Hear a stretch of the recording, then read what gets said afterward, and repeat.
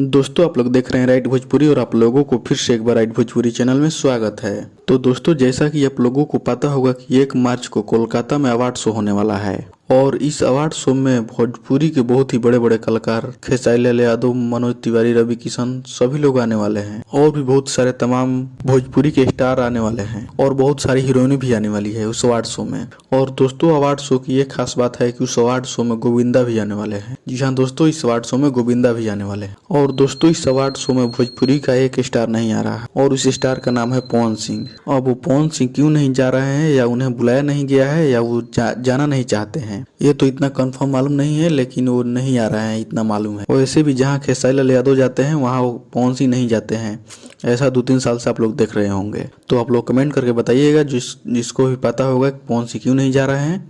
तो चलिए इस वीडियो में इतना ही, मिलते हैं किसी अगली वीडियो में। इसके बारे में आप लोग क्या कहना चाहते हैं कमेंट कर जरूर बताइएगा और इस वीडियो को लाइक कीजिएगा और शेयर कीजिएगा। और अभी तक हमारे चैनल को सब्सक्राइब नहीं किया तो सब्सक्राइब करके बेल आइकन को प्रेस कर दीजिएगा ताकि ऐसा खबर सबसे पहले आप तक पहुंच जाए।